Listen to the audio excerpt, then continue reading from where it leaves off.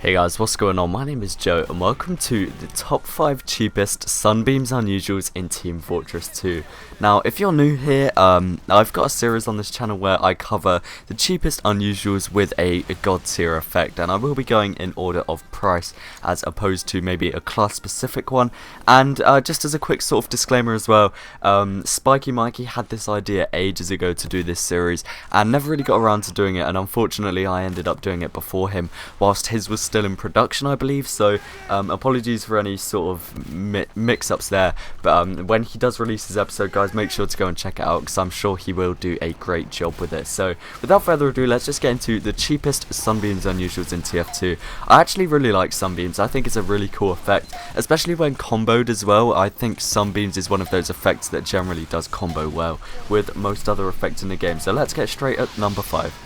So coming in at number 5 on this list, the 5th cheapest Sunbeams Unusual out there at the moment, we have the Sunbeams Timeless Topper. The Timeless Topper, if you guys don't know, is the robot version of the Western wear, and as I said in one of the previous episodes it was featured in, I don't really think it looks too bad. It's obviously a robot hat, so it's made of metal, and it's one of those hats that only really looks decent if you combo it with the right cosmetics. But regardless of this, it was priced at 26 to 28.6 keys, averaging off to about 27.5 keys. So a cheap engineer unusual for the number 5 spot. So next up on this list, in the number 4 spot, we have yet another engineer unusual making its first appearance in this series, being the Hetman's headpiece. Funnily enough, the Hetman's headpiece was actually a promotional item that was added to the game when users pre-ordered a game known as Mountain Blade with Fire and Sword.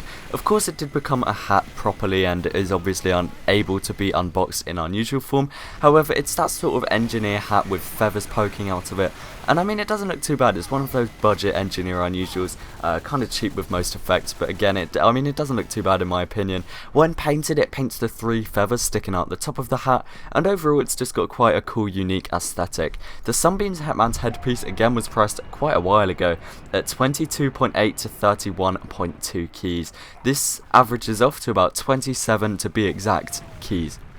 So coming up at the midway spot, the 3rd cheapest Sunbeams Unusual, we of course have a heavy hat that has been featured in 2 previous episodes in this series, being the Sunbeams Magnificent Mongolian. The Magnificent Mongolian, as I said, has been featured fairly often in this series and was actually priced 3 years ago at 24.38 to 29.25, which somehow averages off at about 27 keys.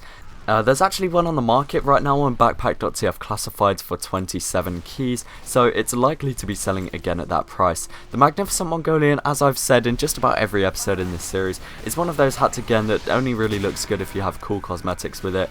When you paint it, it only paints the sticking up bit at the top of the hat and the flap at the back of the heavy's head. Regardless, it's quite a cool hat. I really like that sort of fur theme, and although I don't really properly understand the tradition it comes from in Mongolia, it's still a really nice hat in some aspects. So that's the midway spot on this list, and let's move into the runner-up. So at the runner-up spot, the 2nd cheapest Sunbeams Unusual in the game, we have the Sunbeams Dreadnought. Again, the Dreadnought has been featured in one of the episodes, I believe, and it's the heavy top knot style hairpiece cosmetic.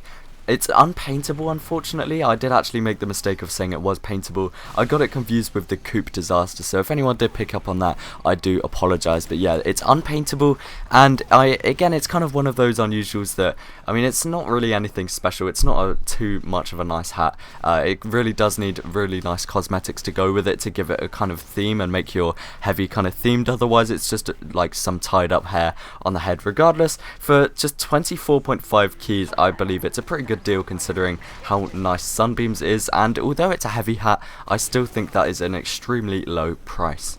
Just remember, guys, we are using backpack.tf for pricing, so coming in at number 1, the cheapest Sunbeams hat according to backpack.tf, we have the Sunbeams Bootleg Base Metal Billycock. The Base Metal Billycock has actually not made an appearance in this series before, so this is going to be its debut, and it comes in at 20 to 26 keys, which averages off to about 23. There is currently one on the market, but I believe the seller wants about 35, which is kind of high, honestly. But regardless, this is the cheapest Sunbeams Spy hat, and I mean, it's the cheapest Sunbeams hat overall, and considering it's for Spy, that's kind of a surprise. I was actually kind of expecting this list to just be full of heavy hats, but this is quite a shock. We have 2 engineer hats, 2 heavy hats, and a spy hat to finish things off.